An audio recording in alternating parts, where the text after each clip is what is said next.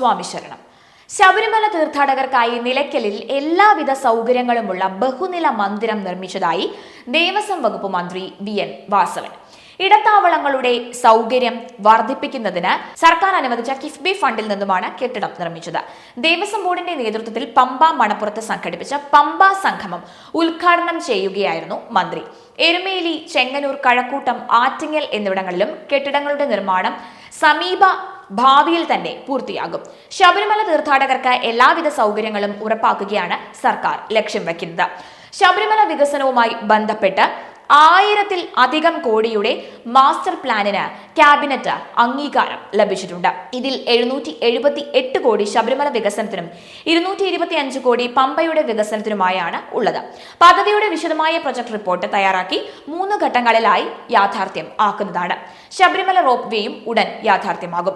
ശബരിമലയിൽ എത്തുന്ന വയോധികർക്കും രോഗികളായ തീർത്ഥാടകർക്കും ഏറെ ആശ്വാസമായുള്ള വാർത്തയാണ് ഇത്.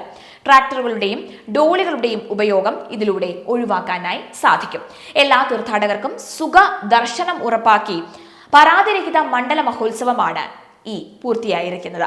ശബരിമല തീർത്ഥാടന കാലം ആരംഭിക്കുന്നതിനും ഏറെ മുമ്പ് സന്നിധാനം, പമ്പ, നിലയ്ക്കൽ, പത്തനംതിട്ട, വിവിധ ഇടത്താവളങ്ങൾ എന്നിവിടങ്ങളിൽ നേരിട്ടെത്തി അവലോകന യോഗം നടത്തിയിരുന്നു. സർക്കാരിന്റെയും ദേവസ്വം ബോർഡിന്റെയും വിവിധ സന്നദ്ധ സംഘടനകളുടെയും ഏകോപിത പ്രവർത്തനത്തിന്റെ ഫലമാണ് തീർത്ഥാടനം സുഗമമായത്. ദേവസ്വം ബോർഡിന്റെ നേതൃത്വത്തിൽ ശബരിമലയിലെ പ്രവർത്തനങ്ങൾ ഡിജിറ്റലൈസ് ചെയ്തത് സുതാര്യത കൂടുതൽ ഉറപ്പാക്കി.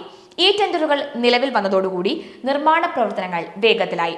വരും വർഷങ്ങളിലും പമ്പ സംഗമം കൂടുതൽ വിപുലമായി നടത്തും എന്ന് മന്ത്രി പറഞ്ഞു. ചെലവ് കുറഞ്ഞ രൂപത്തിലും കൂടുതൽ സുതാര്യമായ രൂപത്തിലും മുമ്പെല്ലാം വളരെ പെട്ടെന്ന് ഏതെങ്കിലും തരത്തിൽ നമ്മൾ ഈ ക്ഷേത്ര സന്നിധിയിലോ അല്ലെങ്കിൽ സമീപപ്രദേശത്തോ ഒരു അനുബന്ധ പ്രവർത്തനങ്ങൾ നടക്കണമെങ്കിൽ അതിന് ടെൻഡർ പിടിച്ച് കാലതാമസം വരുത്തി പല രൂപത്തിലുള്ള പടയിടപാടുകൾ നടക്കുമ്പോൾ എല്ലാം ഉണ്ടായിരുന്ന തെറ്റായ പ്രവണതകൾക്ക് വിരാമമിട്ട് എല്ലാം ഈ ടെൻഡർ സമ്പ്രദായമായിരിക്കുന്നു. ഇത്തരത്തിലുള്ള വിശ്വാസികൾക്കും ശബരിമലയിൽ ദർശനമുണ്ട്.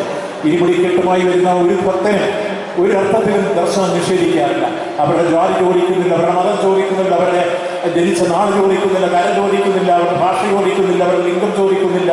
ഈ രൂപത്തിലേക്ക് വരുന്ന എല്ലാ രംഗത്തെയും ഉയർന്ന രൂപത്തിലുള്ള വ്യത്യസ്തമായ ശബരിമലയെ ആചാരാനുഷ്ഠാനം അനുസരിച്ച് വരുന്നവർക്കൊക്കെ പ്രവേശനമുണ്ടാകും. ആചാരാനുഷ്ഠാനത്തിൽ നിഷ്കർഷിച്ചിട്ടുള്ള പ്രത്യേകമായ അവസ്ഥ നമുക്കറിയാം. ആ ആചാരാനുഷ്ഠാനങ്ങൾക്കനുസരിച്ച് എല്ലാ സംവിധാനവും സൗകര്യങ്ങളും ചെയ്തു കൊടുക്കുന്ന ഏറ്റവും വലിയ ആത്മീയ സങ്കേതമായി ശബരിമല നിൽക്കുമ്പോൾ ആ ശബരിമലയുടെ ദർശനവും അവിടുത്തെ തീർത്ഥാടനവും എല്ലാം സാംസ്കാരിക രംഗത്ത് ഒരു വലിയ ഉണർവേകുന്ന രൂപത്തിലേക്ക് തന്നെയാണ് അത് വരിക. പത്മശ്രീ ജയറാം വിശിഷ്ട അതിഥിയായിരുന്നു. നമസ്കാരം. ഞാൻ നേരത്തെ ഇവിടെ സൂചിപ്പിച്ചു, ശബരിമല ദർശനം എന്ന് പറയുന്നത് അതൊരു സംസ്കാരമാണ്. തലമുറകൾ താണ്ടി വരുന്ന ഒരു സംസ്കാരമാണ്. എൻ്റെ മുത്തശ്ശിക്കഥ പോലെ അല്ലെങ്കിൽ എൻ്റെ അച്ഛൻ കുട്ടിക്കാലത്ത് പറഞ്ഞു തന്നിട്ടുള്ള കഥകൾ കേട്ടാണ് ഞാൻ ശബരിമലയെക്കുറിച്ച് അറിഞ്ഞു വളരുന്നത്. അങ്ങനെ ഏകദേശം ഒരു 50 വർഷങ്ങൾക്ക് മുമ്പ് എൻ്റെ അച്ഛൻ്റെ കൂടെ തന്നെയാണ് ആദ്യ ശബരിമല യാത്രയുണ്ടായത്.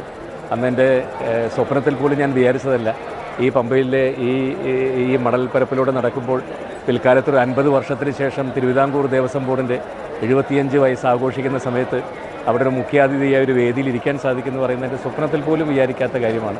അതെനിക്ക് സാധ്യമാക്കി തന്ന അയ്യപ്പനും പിന്നെ അത് എന്നിലേക്ക് എത്തിച്ചു തന്ന എൻ്റെ അപ്പുറത്തും നിൽക്കുന്ന തിരുവിതാംകൂർ ദേവസ്വം ബോർഡിൻ്റെ എല്ലാ ശക്തിയും പ്രശാന്ത് സാർ തൊട്ട് ബാക്കി എല്ലാവരും ദേവസ്വം ബോർഡ് മെമ്പേഴ്സ്, എൻ്റെ ഏറ്റവും അടുത്ത സുഹൃത്തായിട്ടുള്ള സി ശശികുമാർ, എല്ലാവരോടും എത്ര നന്ദി പറഞ്ഞാലും മതിയാവില്ല. Thank you. Thiruvithamkoor Devaswom board president advocate P S Prasanth ചടങ്ങിന് അധ്യക്ഷത വഹിച്ചു. MLA-മാരായ അഡ്വക്കേറ്റ് പ്രമോദ് നാരായണനും അഡ്വക്കേറ്റ് KU ജനീഷ് കുമാറും ചടങ്ങിന് മുഖ്യാതിഥികളായി പങ്കെടുത്തു.